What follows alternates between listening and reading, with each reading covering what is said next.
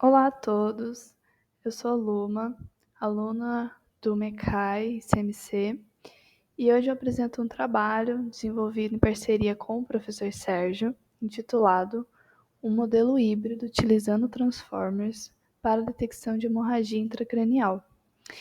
Esse projeto ele foi desenvolvido no contexto do mestrado profissional do MECAI e submetido aqui no workshop do MECAI.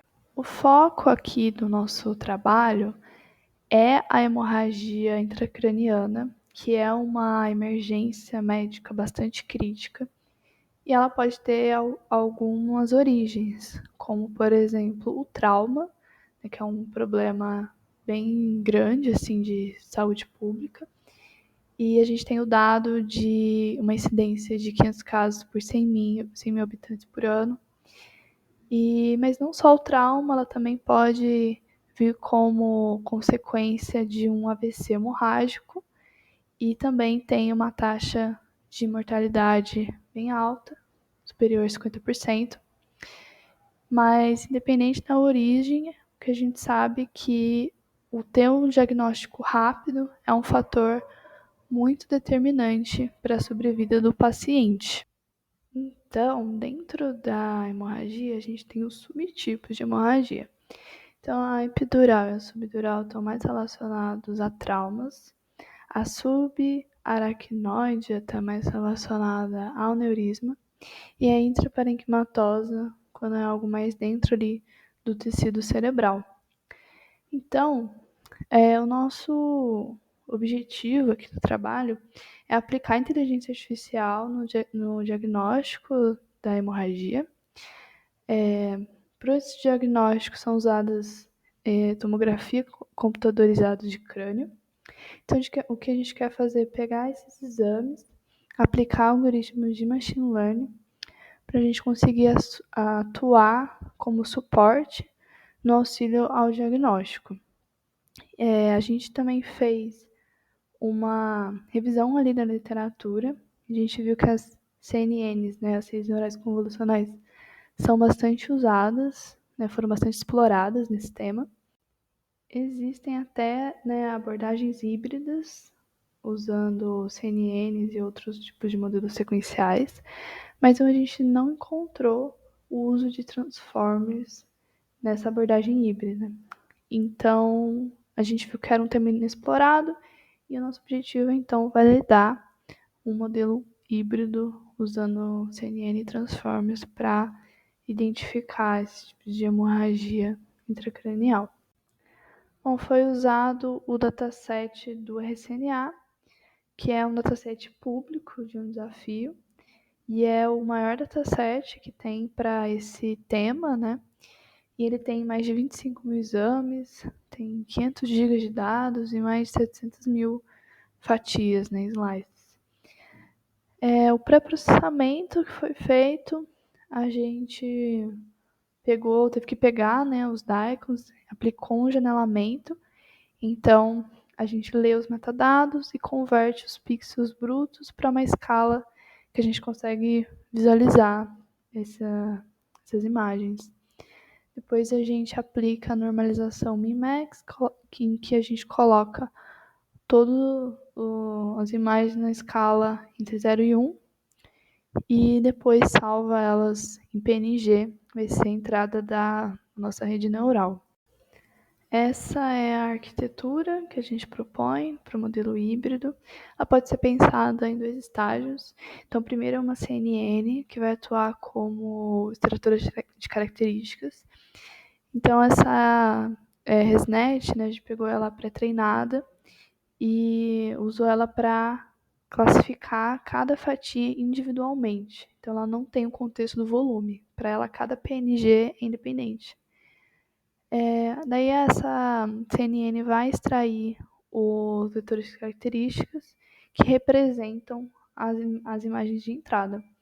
No segundo estágio, a gente vai ter o transformer, que vai receber essas sequências de vetores, e ele que vai fazer essa análise da continuidade da lesão, pensando no contexto 3D, ao longo do volume ali do cérebro. Então ele consegue ali diferenciar, né, uma coisa que é ali um artefato da imagem do que é de fato algum dos tipos de hemorragia. Daí nessa imagem a gente mostra o pipeline, né, resumindo o fluxo. Então a gente tem o exame completo, passa pelo pré-processamento, em que a gente converte para as imagens em PNG. A nossa CNN vai fazer a extração de características. Então, para cada fatia, a gente vai ter um feature map associado. Daí, esses vetores eles vão ser ordenados e processados pelo transformer, e a saída dele vai ser, então, a classificação, né, para com ou sem hemorragia. Mais sobre o transformer, foi usado o positional encoding para que o modelo saiba a ordem anatômica das fatias, para ele entender onde que é a base até o topo do crânio. Foram usadas 4 camadas de encoder com 8 cabeças de atenção. Com isso, esse mecanismo de self-attention ele consegue entender para cada fatia quanto ela é importante para determinar a presença da hemorragia. Então, esse mecanismo é usado para capturar essa continuidade também semântica entre as fatias. Falando mais sobre a CNN que foi usada, a gente usou uma ResNet, mas testamos outras redes, como a VGG e a DenseNet. Mas como a ResNet teve a performance melhor, a gente continuou com ela para desenvolver a abordagem híbrida.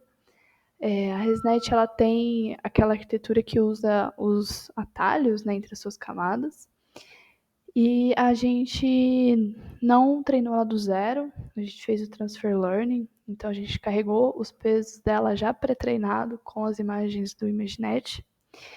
E a gente modificou um pouco para usar essa adaptação para o híbrido.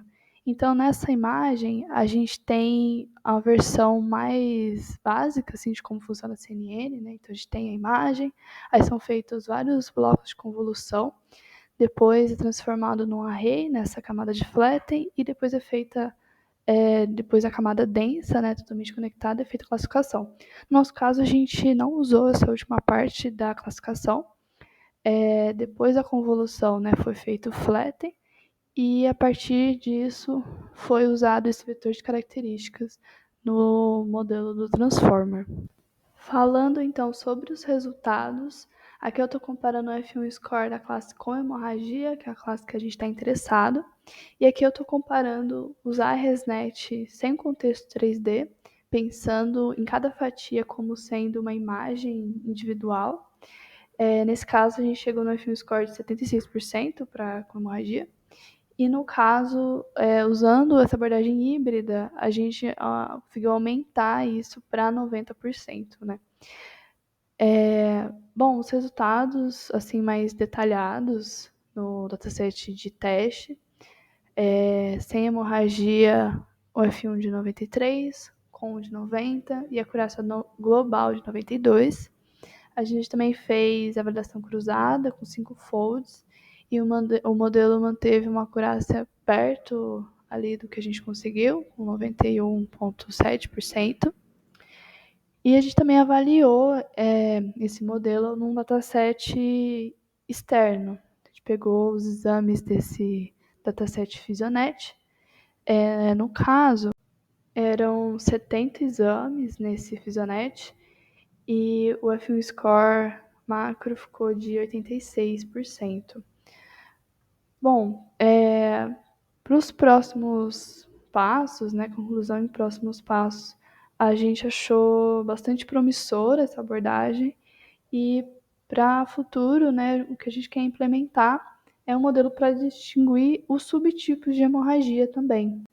Por fim, eu agradeço a atenção, agradeço o apoio do CMA e da FAPESP pelo apoio e pelos recursos.